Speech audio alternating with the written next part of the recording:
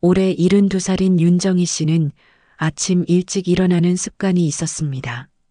오늘도 새벽 5시 반에 눈을 뜨고 창문을 열어 신선한 공기를 마셨어요. 아파트 베란다에서 내려다 보이는 작은 공원엔 벌써 운동하는 어르신들이 보였습니다. 언젠가는 저분들과 함께 아침 산책을 하고 싶었지만 요즘엔 그럴 여유가 없었어요. 남편이 세상을 떠난 지 벌써 5년. 처음엔 너무 외로워서 어떻게 살아갈까 걱정했지만 이제는 혼자만의 시간이 나쁘지 않다고 생각했습니다. 무엇보다 아들 민수와 며느리 수진이가 자주 찾아와 주니까 외롭지 않았어요. 아니, 정확히 말하면 너무 자주 찾아왔습니다. 정희 씨는 간단히 아침을 차려 먹으며 지난달 가계부를 다시 펼쳐보았어요. 민수네 집 월세 50만 원, 손자 준호 학원비 30만 원, 며느리 수진이 엄마 병원비 20만 원, 매달 빠져나가는 돈이 무려 150만 원이었습니다. 자신의 국민연금과 기초연금을 합쳐도 겨우 80만 원인데 부족한 돈은 늘 예금에서 빼야 했어요. 이러면 안 되는데. 중얼거리면서도 정희 씨는 가족을 위해서라면 당연한 일이라고 스스로를 달랬습니다. 아들이 사업에 실패한 후 취직이 안 되고 있으니까 어머니가 도와주는 게 맞지 않나 싶었어요. 오늘도 점심때쯤 현관문에서 초인종이 울렸습니다. 민수와 수진이었어요. 그런데 평소와 달리 뒤에 낯선 남자가 한 명 더 서 있었습니다. 어머니, 안녕하세요. 수진이가 인사했지만 표정이 어두웠어요. 민수야, 수진아, 어서 들어와. 그런데 저분은 누구시니? 아, 네. 소개해드릴게요. 민수가 어색하게 웃으며 말했습니다. 이분은 김영수 변호사님이세요. 저희 가족 일로 상담을 받고 있거든요. 변호사라는 말에 정희 씨는 가슴이 덜컥 내려앉았어요. 설마 민수가 또 무슨 사고를 낸 건 아닐까요? 아니면 사업 관련해서 법적 문제라도 생긴 걸까요? 변호사님을 왜? 혹시 민수야, 너 또 무슨 일 있었니? 아니에요, 어머니. 그런 게 아니라. 민수는 말끝을 흐리며 거실 소파에 앉았습니다. 수진이도 평소와 달리 말이 없었어요. 김 변호사가 서류 가방에서 두꺼운 봉투를 꺼내며 정중히 말했습니다.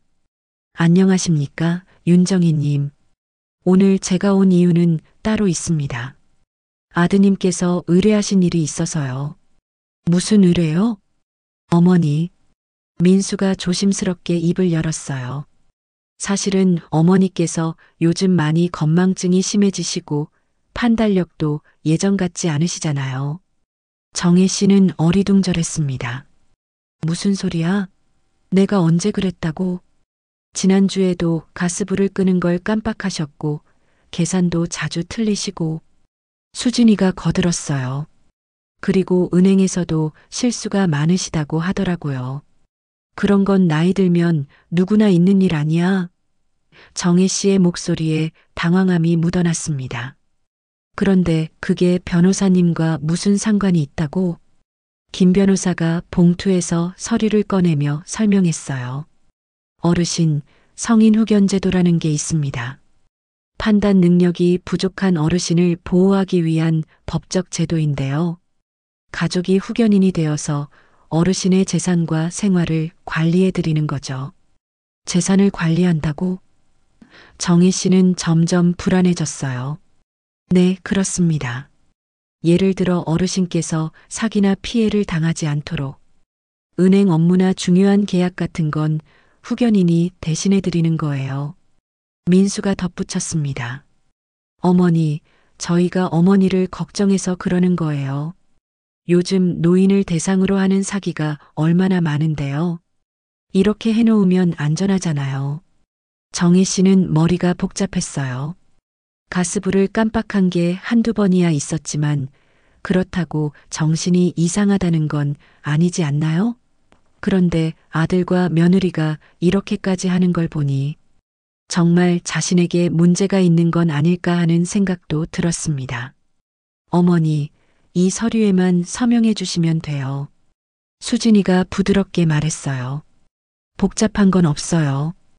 김 변호사가 서류를 정희 씨 앞에 놓으며 설명했습니다. 이건 가정법원에 제출할 후견 개시 신청서입니다. 그리고 이쪽은 의사 선생님께서 작성하신 진단서 동의서고요. 의사 진단서요? 네, 후견 제도를 이용하려면 정신건강의학과에서 검사를 받으셔야 해요. 형식적인 거니까 크게 걱정하지 마세요. 정희 씨는 서류를 들여다봤지만 글씨가 작고 법률 용어들이 많아서 이해하기 어려웠어요. 그런데 한 구절이 눈에 띄었습니다. 피후견인은 정신적 제약으로 사물을 처리할 능력이 지속적으로 부족한 상태에 있음을 확인함. 이게 무슨 뜻이야? 내가 정신적으로 문제가 있다는 말이야? 어머니, 그냥 법률 용어예요. 민수가 재빨리 대답했습니다. 실제로는 어머니를 보호하자는 뜻이에요. 하지만 정희 씨는 점점 이상하다는 생각이 들었어요. 왜 갑자기 이런 걸 들고 와서 서명하라고 하는 걸까요? 그리고 민수와 수진이의 표정이 평소와 너무 달랐습니다. 뭔가 숨기는 것 같았어요. 민수야, 이거 급한 거야? 좀 더 생각해 볼 수는 없을까? 어머니, 이런 건 빨리 처리하는 게 좋아요. 수진이가 조급하게 말했어요. 미루다가 나중에 문제 생기면 더 복잡해져요. 김 변호사도 거들었습니다. 맞습니다. 그리고 어르신께서 지금 이 서류의 의미를 제대로 이해하지 못하고 계신다는 것 자체가 후견 제도가 필요하다는 방증이기도 하거든요. 그 말에 정희 씨는 기분이 상했어요. 자신을 무능력한 사람 취급하는 것 같았습니다. 70이 넘은 나이지만 아직 정신은 또렷했어요. 가끔 깜빡하는 정도는 있어도 중요한 판단을 못할 정도는 아니었습니다. 그런데 이게 정말 나를 위한 거라면 왜 미리 상의하지 않고 갑자기 들고 온 거야?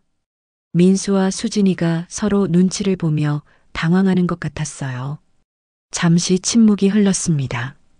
어머니가 워낙 걱정이 많으셔서 민수가 말을 더듬었어요.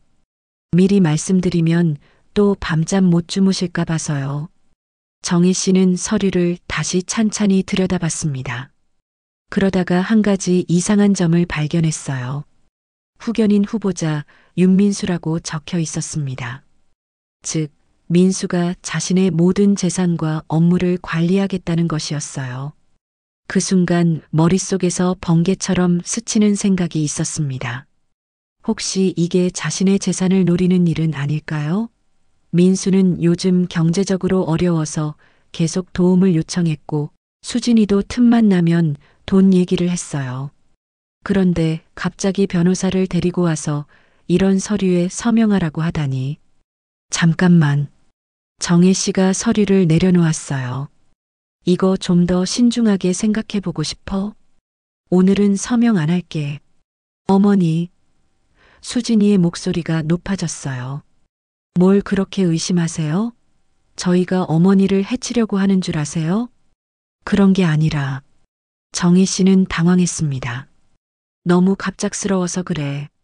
김 변호사가 시계를 보며 일어났어요. 그럼 오늘은 여기서 마무리하고 다음에 다시 뵙겠습니다. 하지만 너무 오래 미루시면 안 좋을 수도 있다는 점 말씀드려요. 민수와 수진이가 변호사와 함께 나가면서 정희 씨를 보는 눈빛이 차갑게 변한 것 같았어요. 현관문이 닫히고 나자 집안이 갑자기 조용해졌습니다. 정희 씨는 혼자 남은 거실에서 오늘 있었던 일을 다시 생각해 봤어요. 뭔가 이상했습니다. 정말 자신을 걱정한다면 이런 식으로 접근하지는 않을 것 같았어요. 그리고 민수가 후견인이 되면 자신의 모든 재산이 민수 통제하에 들어간다는 뜻이었습니다. 그럼 지금까지 자신이 민수네에 주던 돈보다 훨씬 많은 돈을 쓸 수 있게 되는 거 아닌가요? 그날 밤 정희 씨는 잠을 이루지 못했어요. 천장을 바라보며 지난 몇 년을 돌이켜봤습니다. 민수와 수진이가 찾아올 때마다 돈 얘기를 했던 것, 자신의 통장 잔고를 자주 물어본 것, 부동산 얘기를 할 때 유독 관심을 보인 것, 모든 게 새로운 의미로 다가왔어요. 새벽이 되어서야 정희 씨는 결심했습니다. 내일 당장 법무부에 전화해서 성인 후견 제도에 대해 정확히 알아보자. 그리고 필요하다면 다른 변호사에게도 상담을 받아보자. 아무리 자식이라고 해도 자신의 인생을 함부로 맡길 수는 없었어요. 창밖으로 해가 뜨고 있었습니다. 정희 씨는 일어나서 창문을 열었어요. 공원에서는 오늘도 어르신들이 운동하고 있었습니다. 언젠가는 저분들과 함께 아침 산책을 하며 이런 고민 없이 편안하게 살고 싶었어요. 하지만 그러려면 먼저 지금 상황을 정확히 파악해야 했습니다. 다음 날 아침 정희 씨는 평소보다 일찍 일어났습니다. 밤새 뒤척이느라 제대로 잠을 못 잤지만 마음만은 어제보다 훨씬 확고했어요. 먼저 인터넷으로 성인 후견 제도에 대해 찾아보기로 했습니다. 컴퓨터 앞에 앉아 천천히 검색해 보니 생각보다 많은 정보가 나왔어요. 법무부 홈페이지에 들어가서 관련 자료를 읽어보는데 점점 어제 민수가 가져온 서류의 의미가 명확해졌습니다.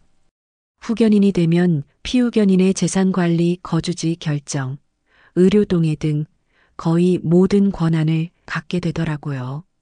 이건 정말 심각한 문제네. 정희 씨는 중얼거리며 더 자세히 살펴봤습니다.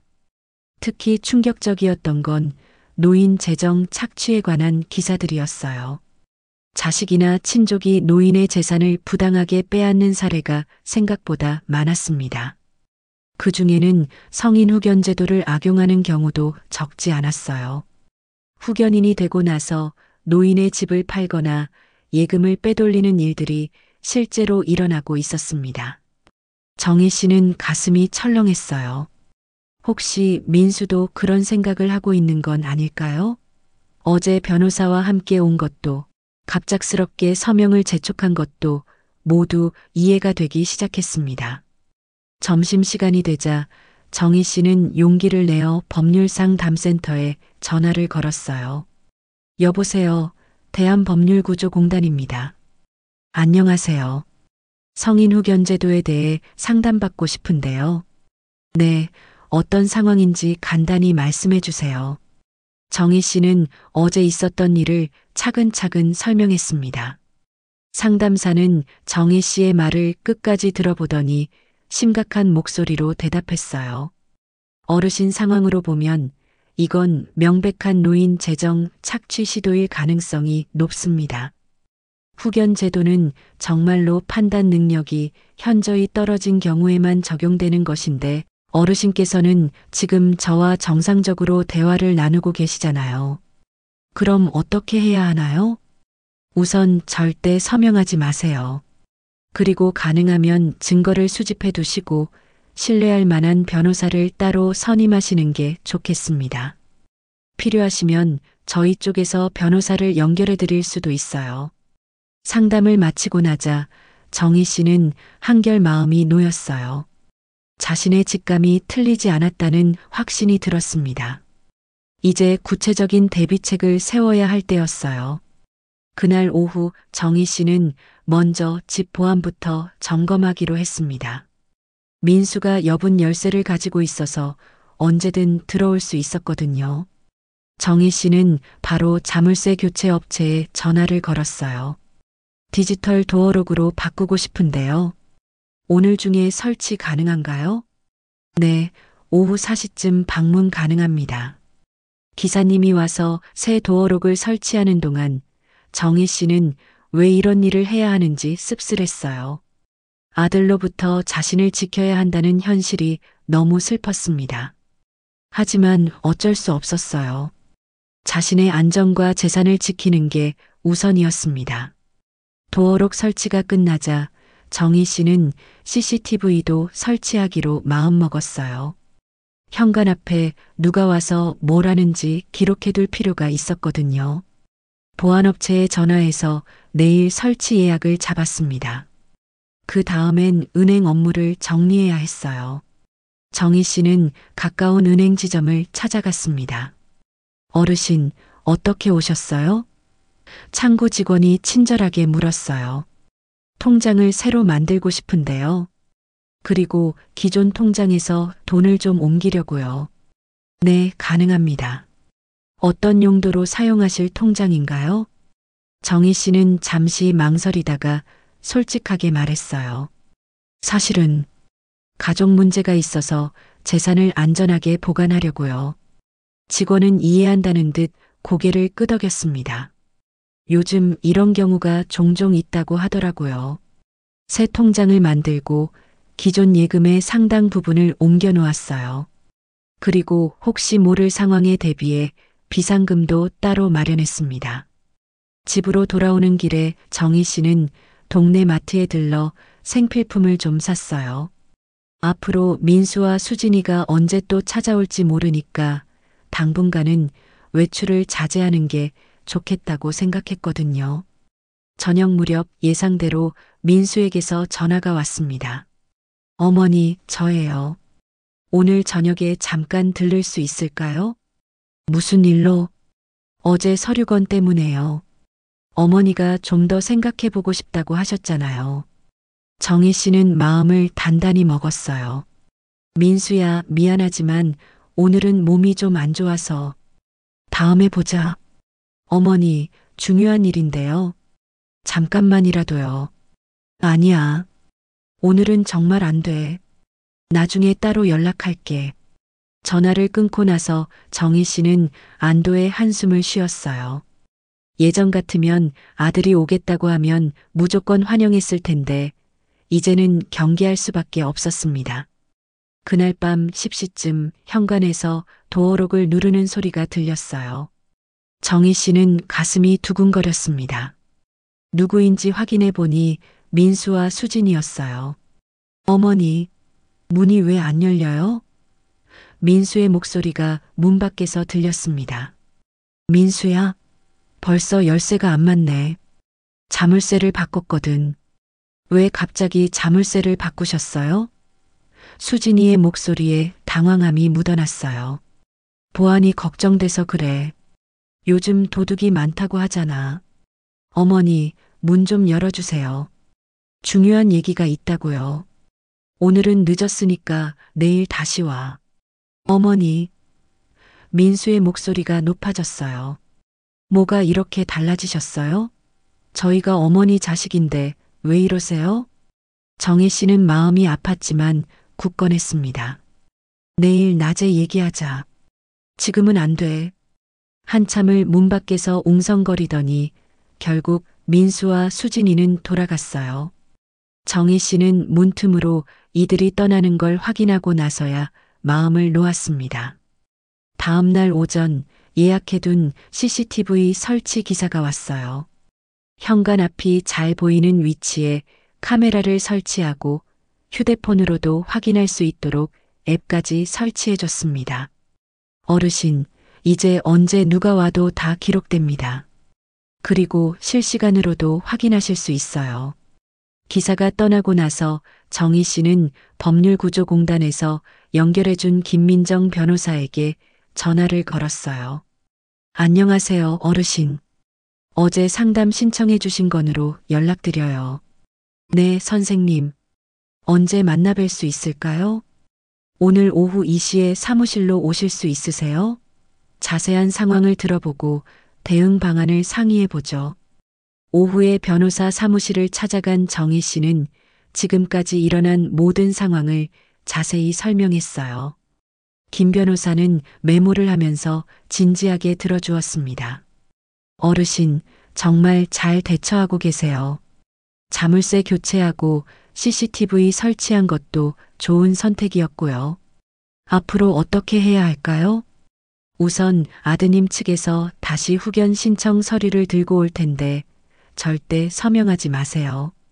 그리고 혹시 강요를 당하거나 위협을 받으시면 즉시 제게 연락하세요.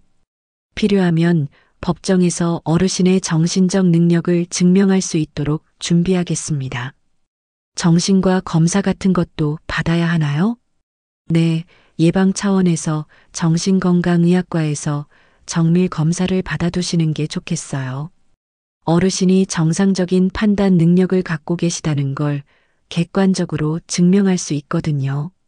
변호사와 상담을 마치고 집으로 돌아오는 길에 정희 씨는 복잡한 심정이었어요. 아들과 며느리를 상대로 이런 일을 해야 한다는 게 너무 슬펐습니다. 하지만 어쩔 수 없었어요. 자신을 지키기 위해서는 이 정도는 해야 했습니다. 그날 저녁 예상했던 대로 민수에게서 다시 전화가 왔어요. 어머니, 오늘은 꼭 만나야 해요. 중요한 얘기가 있어요. 무슨 얘기인데? 어머니께서 어제부터 너무 이상하게 행동하세요. 자물쇠도 바꾸고 CCTV도 설치하고 혹시 누가 어머니를 부추긴 거 아니에요? 정희 씨는 차분하게 대답했어요. 그런 게 아니야. 내 판단으로 한 일이야. 어머니, 저희가 화해하고 싶어서 그래요. 어제 서류 얘기는 잊어버리고 다시 좋게 지내요. 화해라고? 네, 그리고 사실 급한 돈이 좀 필요해요. 어머니가 도와주실 수 있을까요? 역시나 돈 얘기가 나왔습니다. 정희 씨는 예상했던 바라 놀라지 않았어요. 얼마나 필요한데? 500만 원만. 정말 급해서 그래요. 미안하지만 안 돼. 전화 너머로 잠시 정적이 흘렀어요. 그러더니 민수의 목소리가 차갑게 변했습니다. 어머니, 정말 실망이에요. 자식이 어려울 때 도와주지 않으시면서 무슨 CCTV까지 설치해요? 민수야, 나도 이런 상황이 싫어. 하지만 어쩔 수 없잖아. 뭐가 어쩔 수 없다는 거예요? 저희가 뭘 잘못했다고요? 정희 씨는 더 이상 참을 수 없었어요. 너희가 변호사까지 데리고 와서 내가 정신이 이상하다는 서류에 서명하라고 한 것도 잊었니? 그게 자식이 할 일이야? 그건 어머니를 보호하려고. 보호가 아니라 내 재산을 노린 거잖아. 민수는 한동안 말이 없었어요. 그러다가 낮고 위협적인 목소리로 말했습니다. 어머니, 후회하실 거예요. 저희가 얼마나 어머니를 잘해드렸는데. 협박하는 거야? 협박이 아니라 사실을 말하는 거예요. 어머니 혼자서 뭘 할 수 있다고 생각해요? 정희 씨는 전화를 끊어버렸어요. 손이 벌벌 떨렸지만 마음만은 확고했습니다. 이제 정말로 싸워야 할 때가 온 것 같았어요. 그날 밤 정희 씨는 일기장에 오늘 있었던 일들을 자세히 적어 놓았습니다. 언제 누가 전화했는지, 무슨 얘기를 했는지, 어떤 위협을 받았는지 모든 걸 기록으로 남겨두었어요. 앞으로 더 큰 싸움이 기다리고 있을 텐데 그때 이 기록들이 중요한 증거가 될 수도 있었거든요. 창밖을 보니 공원에서 운동하던 어르신들이 집으로 돌아가고 있었어요. 정희 씨는 언젠가 저분들과 함께 평화롭게 산책할 날이 올 거라고 믿었습니다. 하지만 그러려면 먼저 이 어려운 상황을 헤쳐나가야 했어요. 다행히 이제는 혼자가 아니었습니다. 김민정 변호사라는 든든한 조력자가 있었거든요. 정희 씨가 자신을 보호하기 위한 조치들을 취한 지 일주일이 지났습니다. 그동안 민수와 수진이는 한 번도 찾아오지 않았어요. 평소라면 이틀에 한 번은 왔던 이들이 이렇게 오랫동안 나타나지 않는 게 오히려 더 불안했습니다. 정희 씨는 매일 아침 CCTV를 확인하는 것이 일상이 되었어요. 혹시 밤중에 누가 다녀갔는지, 이상한 일은 없었는지 꼼꼼히 살펴봤습니다.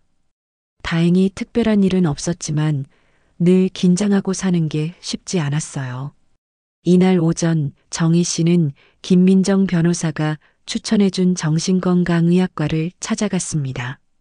자신의 정신적 능력이 정상임을 객관적으로 증명하기 위해서였어요. 안녕하세요, 윤정희님. 오늘 어떻게 오셨나요? 박진수 원장이 친절하게 맞아주었습니다. 변호사 선생님 소개로 왔어요. 정신 상태 검사를 받고 싶은데요. 정희 씨는 자신이 처한 상황을 간단히 설명했어요. 박 원장은 고개를 끄덕이며 들어주었습니다. 아, 그런 상황이셨군요. 요즘 이런 경우가 종종 있어요. 걱정하지 마세요. 정밀한 검사를 통해 어르신의 인지 능력을 정확히 평가해 드리겠습니다. 검사는 생각보다 시간이 오래 걸렸어요. 기억력 테스트, 계산 능력 확인, 상황 판단력 평가 등 다양한 항목을 체크했습니다. 정희 씨는 최선을 다해 답변했어요. 결과는 언제 나와요? 일주일 정도 걸립니다. 그런데 제가 봤을 때는 전혀 문제 없으실 것 같아요. 아주 또렷하게 대화하시고 판단력도 정상이세요. 병원에서 나오는 길에 정희 씨는 한결 마음이 가벼워졌어요.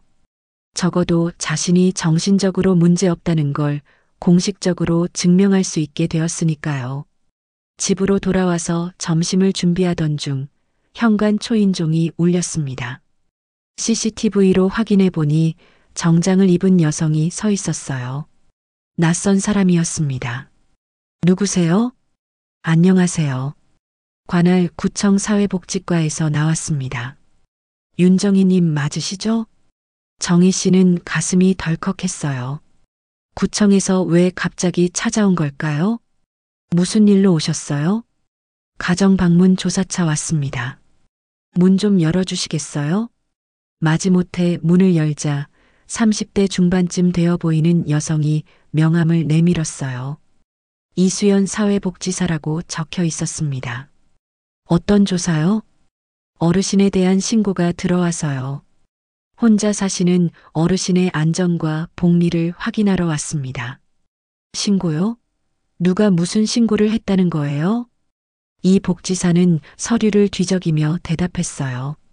아드님께서 어머니의 정신 상태와 생활 능력에 대해 우려를 표하셨어요.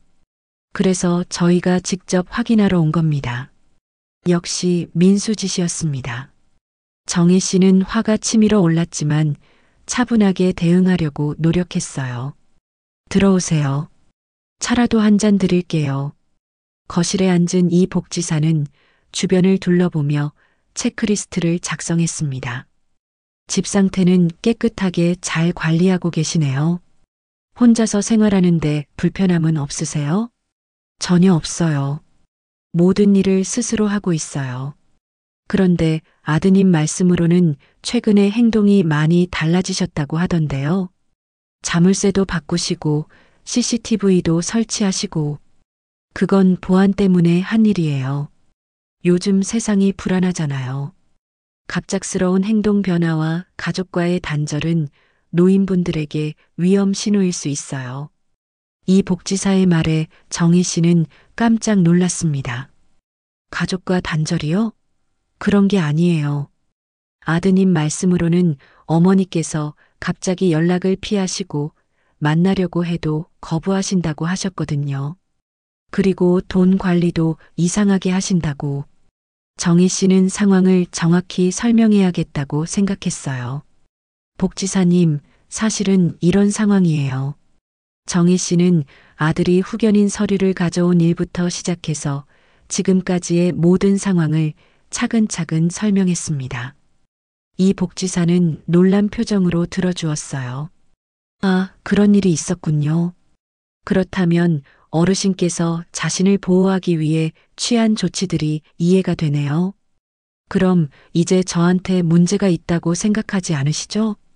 전혀요. 오히려 매우 현명하게 대처하고 계세요. 하지만 혹시 모르니까 정기적으로 안부를 확인하러 올게요. 이 복지사가 떠나고 나서 정희 씨는 한숨을 쉬었어요. 민수가 구청에까지 허위 신고를 넣었다는 게 충격적이었습니다. 아들이 어머니를 이렇게까지 할 수 있다는 게 믿어지지 않았어요. 그날 저녁 정희 씨는 오랜만에 옆집 이웃인 박영자 씨와 마주쳤습니다. 같은 아파트에서 10년 넘게 살면서 가끔 안부를 묻는 사이였어요. 정희 씨, 요즘 어떻게 지내세요? 민수 씨 가족 요즘 안 보이던데요. 네, 좀 복잡한 일이 있어서요. 박영자 씨는 눈치가 빠른 사람이었어요. 혹시 가족 문제예요? 요즘 그런 일이 많다고 하던데. 정희 씨는 잠시 망설이다가 상황을 간단히 설명했어요. 박영자 씨는 놀라면서도 이해한다는 표정이었습니다. 아이고, 그런 일이. 정희 씨가 얼마나 속상하셨을까요? 그런데 잘 대처하신 것 같아요. 고맙습니다. 혹시 이상한 사람이 저를 찾아오면 알려주세요. 그럼요. 서로 도우며 사는 거죠. 이웃의 따뜻한 말에 정희 씨는 조금 위로가 되었어요. 적어도 완전히 혼자는 아니라는 생각이 들었습니다. 며칠 후 정희 씨는 또 다른 방문자를 맞았어요. 이번엔 노인복지센터 직원이었습니다. 안녕하세요. 노인복지센터에서 나온 김영미입니다. 정희님 댁이 맞으시죠? 네, 맞는데. 무슨 일로 오셨어요? 어르신에 대한 우려 신고가 들어와서 확인차 왔습니다. 또 신고라니. 정희 씨는 이제 지겨워졌어요. 민수가 여기저기 전화를 돌리며 자신을 문제 있는 노인으로 만들려고 하고 있었던 거예요. 김영미 복지사도 이전과 비슷한 질문들을 했습니다. 정희 씨는 이제 익숙해진 듯 차분하게 상황을 설명했어요. 어르신, 제가 봐서는 전혀 문제 없으실 것 같은데요. 오히려 아주 현명하게 대처하고 계신 것 같아요. 그럼 더 이상 이런 신고는 없겠죠? 저희는 신고가 들어오면 확인할 의무가 있어요. 하지만 어르신 상황을 정확히 파악했으니까 앞으로는 형식적인 수준에서만 확인하겠습니다. 이런 식으로 일주일에 2-3번씩 다양한 기관에서 사람들이 찾아왔어요. 구청, 노인복지센터, 심지어 경찰서에서도 실종 신고라며 안부 확인차 왔습니다. 민수가 얼마나 많은 곳에 전화를 했는지 알 수 있었어요. 정희 씨는 이런 상황이 스트레스였지만 한편으로는 오히려 좋은 점도 있다고 생각했어요. 공식 기관에서 자신이 정상적으로 생활하고 있다는 걸 확인해주는 셈이었거든요. 김민정 변호사에게 전화해서 상황을 보고했더니 변호사도 같은 생각이었어요. 어르신, 오히려 잘 됐어요. 공공기관에서 어르신이 정상적으로 생활하고 계시다는 걸 확인해 주는 거니까 나중에 법정에서 유리한 증언을 해줄 수 있어요. 그런가요? 그럼 다행이네요. 그런데 정신과 검사 결과는 나왔나요? 아, 내일 병원에 가서 받아올 예정이에요. 좋습니다. 그것까지 받으면 어르신의 정신적 능력에 대한 완벽한 증거가 갖춰져요. 다음 날 정희 씨는 병원을 찾아가 검사 결과를 받았어요. 박진수 원장은 웃으며 결과지를 보여줬습니다. 어르신, 모든 항목에서 정상 범위입니다. 72세 나이를 고려해도 인지 능력이 또래 평균보다 높아요. 정말요? 네, 특히 판단력과 문제 해결 능력이 뛰어나십니다. 이 검사 결과만으로도 어르신이 후견 제도가 필요한 상태가 전혀 아니라는 걸 명확히 증명할 수 있어요. 정희 씨는 검사 결과서를 받아들고 마음이 한결 가벼워졌어요. 이제 누가 뭐라고 해도 자신이 정신적으로 문제 없다는 걸 객관적으로 증명할 수 있었습니다. 집으로 돌아오는 길에 정희 씨는 동네 카페에 들러 커피 한 잔을 마셨어요. 오랜만에 여유로운 시간이었습니다. 카페에서는 나이 비슷한 어르신들이 모여 담소를 나누고 있었어요. 저분들처럼 평범하게 살고 싶은데 정희 씨는 혼자 중얼거렸어요. 집에 도착해서 우편함을 확인하니 법원에서 온 등기 우편이 있었습니다. 정희 씨는 가슴이 쿵했어요. 설마 민수가 정말로 후견 신청을 한 건 아닐까요? 봉투를 뜯어보니 예상대로 가정법원에서 온 서류였습니다. 성인 의견 게시 신청 사건이라는 제목이 보였어요. 민수가 정말로 법적 절차를 밟기 시작한 것이었습니다. 서류를 자세히 읽어보니 3주 후에 가정법원에서 신문이 있다고 나와 있었어요.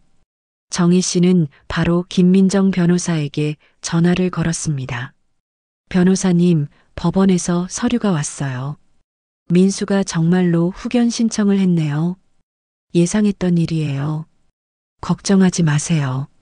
저희가 충분히 준비할 시간이 있어요. 내일 사무실로 오셔서 자세히 상의해봐요. 전화를 끊고 나서 정희 씨는 복잡한 심정이었어요. 드디어 본격적인 법적 싸움이 시작되는 거였습니다. 아들을 상대로 재판을 해야 한다는 현실이 너무 씁쓸했어요. 그날 밤 정희 씨는 오랜만에 남편 사진을 꺼내봤습니다.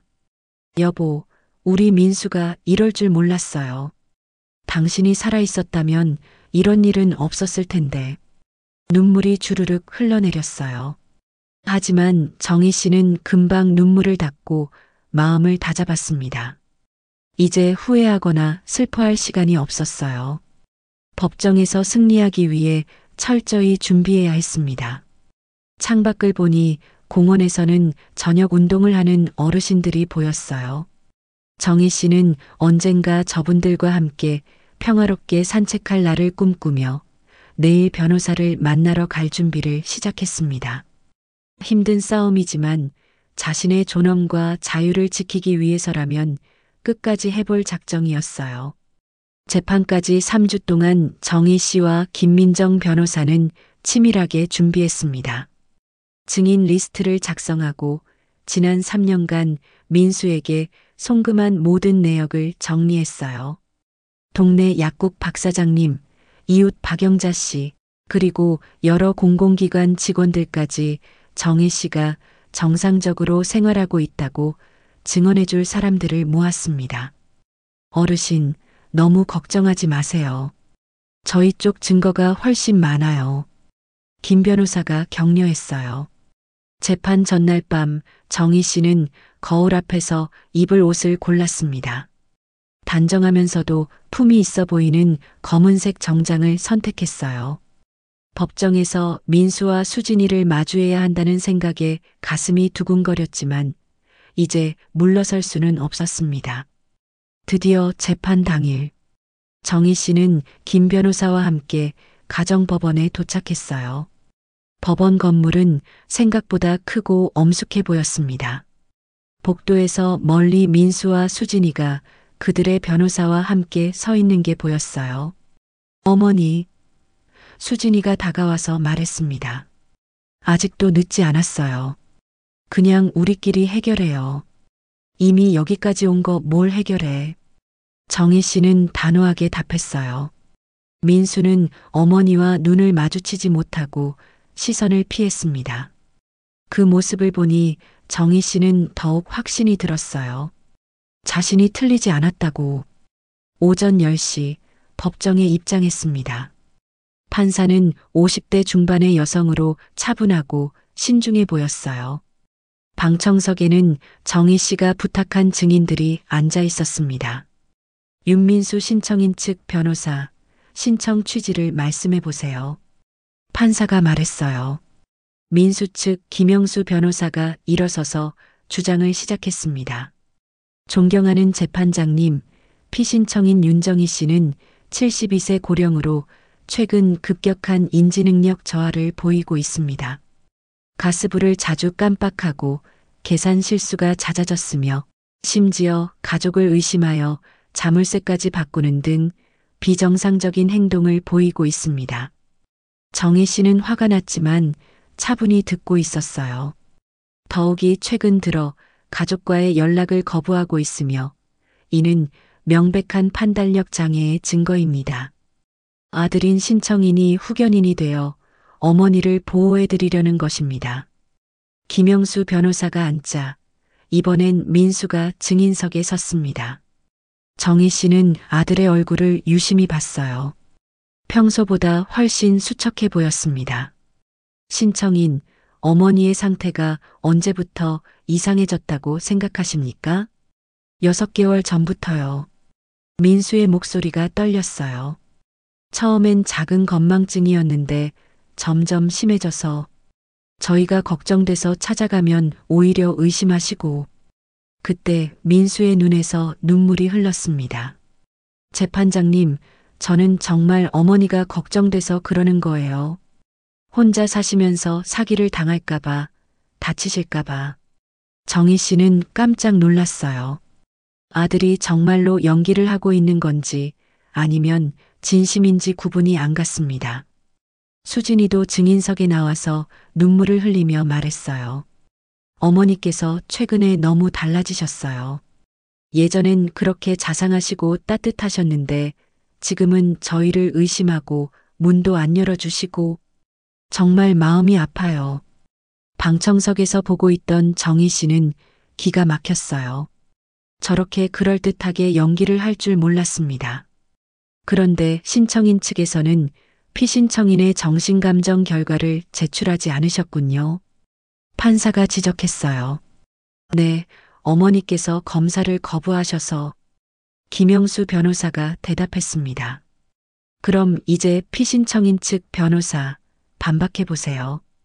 김민정 변호사가 당당하게 일어섰습니다.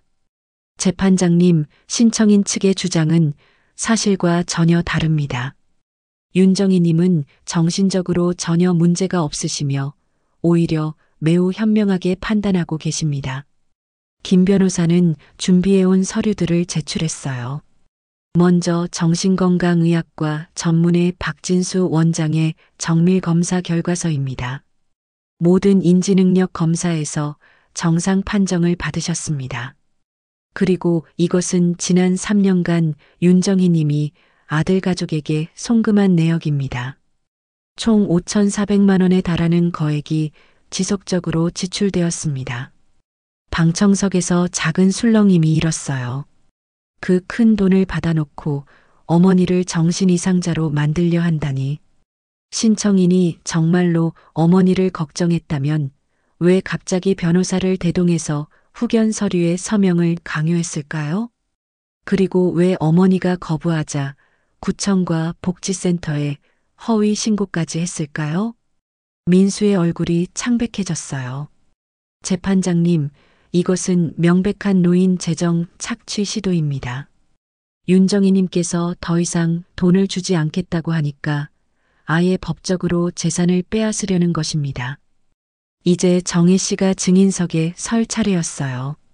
떨리는 마음을 억누르고 자리에 섰습니다. 윤정희님, 아들이 후견 신청을 한 것에 대해 어떻게 생각하십니까? 정희 씨는 깊게 숨을 쉬고 또박또박 말했습니다. 재판장님, 저는 72세지만 아직 정신이 멀쩡합니다. 가끔 깜빡하는 일은 있어도 중요한 판단을 못할 정도는 아니에요. 그럼 왜 아들과 갈등이 생겼다고 생각하십니까? 3년 동안 제가 민수네에 도움을 준 돈이 5천만 원이 넘어요. 제 연금으로는 감당하기 어려워서 예금을 계속 뺏어줬어요. 그런데 아직도 부족했나 봐요. 정희 씨의 목소리가 점점 확고해졌습니다. 민수가 변호사까지 데려와서 갑자기 후견인 되겠다고 했을 때 저는 깨달았어요. 그동안 제가 받은 것은 사랑이 아니라 거래였다는 걸요. 방청석이 조용해졌어요. 정희 씨의 마지막 말이 모든 사람의 가슴에 와 닿았습니다. 재판장님, 저는 아직 누구의 도움 없이도 혼자 잘 살 수 있어요. 다만 제 아들이 제 재산을 탐내서 저를 무능력자로 만들려는 것을 막고 싶을 뿐입니다. 민수가 갑자기 일어서서 소리쳤어요. 어머니, 그런 게 아니에요. 정말 걱정돼서 그랬어요. 조용히 하세요. 판사가 단호하게 말했어요. 이제 증인들이 차례로 나와서 증언할 시간이었습니다. 먼저 동네 약국 박 사장님이 나왔어요. 윤정희님은 저희 약국 단골이세요. 매달 정기적으로 혈압약을 사가시는데 항상 정확한 날짜에 오시고 계산도 틀린 적이 없어요. 70대 치고는 정말 또렷하신 분이에요. 이어서 이웃 박영자 씨가 증언했습니다. 정희님하고 10년 넘게 이웃으로 지냈는데 최근에 더 활기차 보이세요. 집도 깨끗하게 관리하시고 판단력도 정상이에요. 오히려 제가 배울 점이 많아요. 구청 이수연 복지사도 나와서 말했어요. 처음엔 신고를 받고 우려했지만 직접 만나보니 전혀 문제 없으셨어요. 오히려 본인 상황을 정확히 파악하고 현명하게 대처하고 계셨습니다. 노인복지센터 김영미 복지사도 같은 취지로 증언했어요. 여러 차례 가정 방문을 했지만 윤정희님은 생활 관리를 완벽하게 하고 계시고 대화도 논리적이고 일관성이 있으셨습니다. 마지막으로 박진수 정신과 원장이 나와서 검사 결과를 설명했어요. 윤정희님은 모든 인지능력 검사에서 정상 범위였습니다. 특히 문제 해결 능력과 판단력은 또래 평균보다 높았어요. 후견 제도가 필요한 상태가 전혀 아닙니다. 모든 증언이 끝나자 판사가 최종 변론 기회를 줬어요. 민수 측 변호사는 여전히 가족 간의 오해일 뿐이라고 주장했지만 설득력이 없어 보였어요. 김민정 변호사는 마지막으로 강조했습니다. 재판장님, 이 사건은 단순히 한 가정의 문제가 아닙니다. 성인 후견 제도의 악용을 막는 중요한 사례입니다. 윤정희님은 스스로를 보호할 능력이 충분하며 그 권리를 존중해 주시기 바랍니다. 판사는 잠시 생각하더니 말했어요. 충분히 검토해 보겠습니다. 판결은 일주일 후에 선고하겠습니다. 법정을 나오면서 민수가 정혜 씨에게 다가왔어요. 어머니, 정말 미안해요. 저도 모르게 욕심이 생겼나 봐요. 정혜 씨는 아들을 바라보며 슬픈 표정을 지었어요. 민수야, 내가 정말 나를 사랑했다면 이런 식으로 하지 않았을 거야. 어머니, 이제 결과를 기다려보자. 하지만 너희와는 더 이상 예전 같을 수는 없을 것 같다. 일주일 후 정희 씨는 다시 법정에 섰습니다. 판사가 판결문을 읽기 시작했어요. 신청인의 성인 후견 개시 신청을 기각합니다. 정희 씨는 안도의 한숨을 쉬었어요. 피신청인 윤정희는 정신적 능력이 충분하며 일상생활을 독립적으로 영위할 수 있다고 인정됩니다. 또한 이 사건은 피신청인의 재산을 탐낸 명백한 노인 재정, 착취 시도로 판단되므로 신청인에게 엄중히 경고합니다. 민수는 고개를 숙인 채 아무 말도 하지 못했어요. 법정을 나오며 김민정 변호사가 정희 씨의 손을 잡았습니다. 축하해요, 어르신. 완전한 승리예요. 정희 씨는 눈물이 났지만 기뻤어요. 자신의 존엄과 권리를 지켜낸 것이었습니다. 이제 정말로 새로운 삶을 시작할 수 있을 것 같았어요. 법원을 나서면서 정희 씨는 하늘을 올려다봤습니다. 구름 사이로 따뜻한 햇살이 내려와 얼굴을 비쳤어요. 힘들었지만 결국 해낼 수 있었습니다. 이제 진짜 자유로운 노년을 시작할 때였어요. 재판에서 승리한 지 한 달이 지났습니다. 정희 씨는 매일 아침 일찍 일어나서 베란다 문을 활짝 열고 깊게 숨을 마셔요. 공기가 예전보다 더 상쾌하게 느껴졌습니다. 아마도 마음이 자유로워져서 그런 것 같았어요. 오늘도 공원에서는 어르신들이 운동하고 있었습니다. 정희 씨는 더 이상 망설이지 않았어요. 운동복으로 갈아입고 공원으로 향했습니다. 안녕하세요. 정희 씨가 밝게 인사했어요. 어머, 새로운 분이시네요. 어서 오세요. 70대 초반으로 보이는 김순덕 씨가 반갑게 맞아주었습니다. 저도 이 동네 산 지는 오래됐는데 이제서야 나와보네요. 그러게요. 왜 이제서야 오셨어요? 아침 운동이 얼마나 좋은데요. 정희 씨는 간단히 상황을 설명했어요. 가족 문제로 바빴다고만 했지만 김순덕 씨는 눈치 빠르게 알아챘습니다.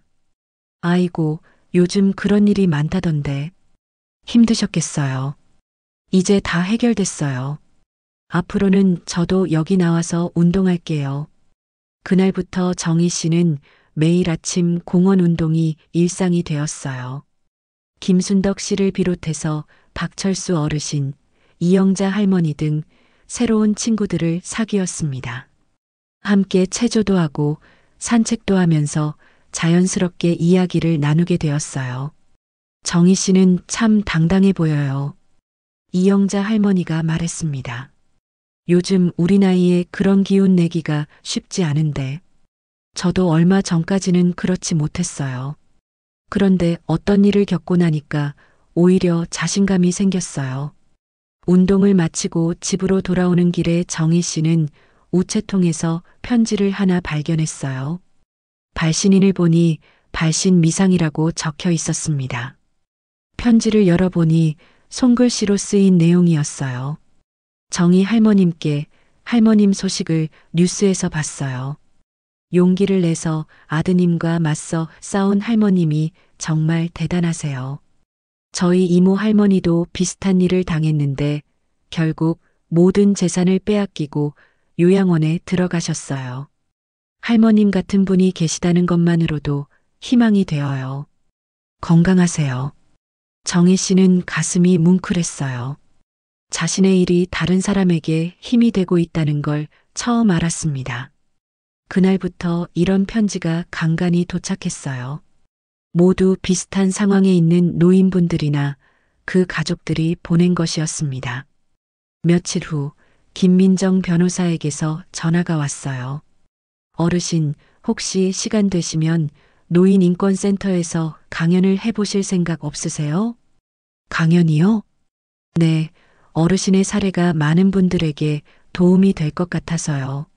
노인 재정 착취를 예방하는 방법이나 대응 요령 같은 걸 나누어 주시면. 정희 씨는 잠시 망설였어요. 자신이 그런 걸 할 수 있을까 싶었거든요. 잘할 수 있을지 모르겠는데. 어르신만큼 생생한 경험을 가진 분이 계시겠어요? 다른 어르신들에게 정말 큰 도움이 될 거예요. 생각해보니 그럴 것 같았어요. 정희 씨는 용기를 내어 승낙했습니다. 첫 번째 강연 날 정희 씨는 떨리는 마음으로 노인인권센터를 찾아갔어요. 강연장에는 50여 명의 어르신들이 모여 있었습니다. 안녕하세요, 여러분. 저는 윤정희입니다.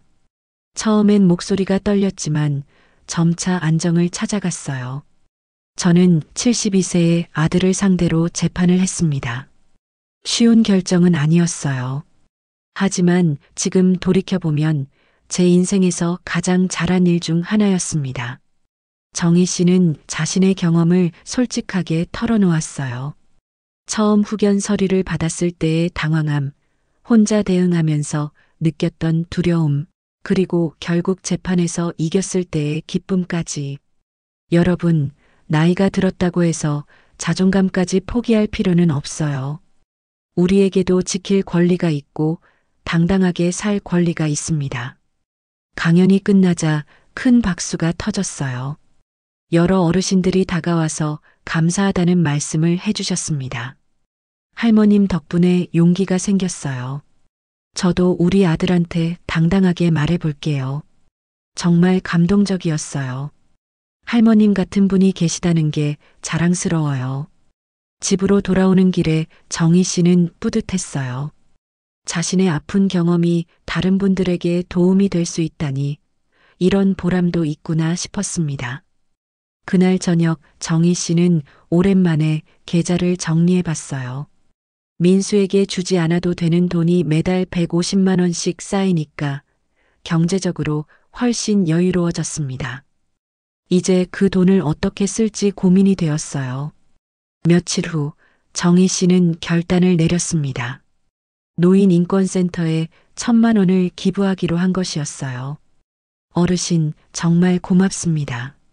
센터 박영호 소장이 감사해했어요. 이 돈으로 더 많은 어르신들을 도울 수 있겠어요. 제가 도움을 받았으니까 이제 다른 분들도 도와야죠. 기부를 하고 나니 마음이 더욱 가벼워졌어요. 돈이 줄어든 게 아니라 오히려 의미 있는 곳에 쓰인 것 같아서 기분이 좋았습니다. 이후 정희 씨는 새로운 취미를 시작했어요. 평소 관심 있었던 서예를 배우기 시작한 것입니다. 동네 문화센터에서 주 2회 수업을 들었어요. 정희님 글씨가 정말 단정해요. 서예 선생님이 칭찬했습니다. 감사해요. 마음이 차분해지는 것 같아서 좋아요. 서예반에서도 새로운 친구들을 사귀었어요. 60대부터 80대까지 다양한 연령대의 분들이 모여서 서로 격려하며 배워나갔습니다. 여름이 되자 정희 씨는 또 다른 모험을 계획했어요. 혼자서 제주도 여행을 가기로 한 것이었습니다. 할머니 혼자서 제주도까지요? 공원 친구 김순덕 씨가 걱정했어요. 왜 안 돼요? 나이 들었다고 여행 못할 법 있나요? 그렇긴 하지만 조심하세요. 정희 씨는 3박 4일 제주도 여행을 다녀왔어요. 아름다운 바다를 보며 산책하고 맛있는 음식도 먹고 박물관도 구경했습니다. 무엇보다 혼자서도 충분히 즐거울 수 있다는 걸 확인했어요. 여행에서 돌아와서 정희 씨는 사진들을 정리하며 일기를 썼습니다. 오늘로 재판 승리 후 6개월이 되었다. 그동안 정말 많은 변화가 있었다.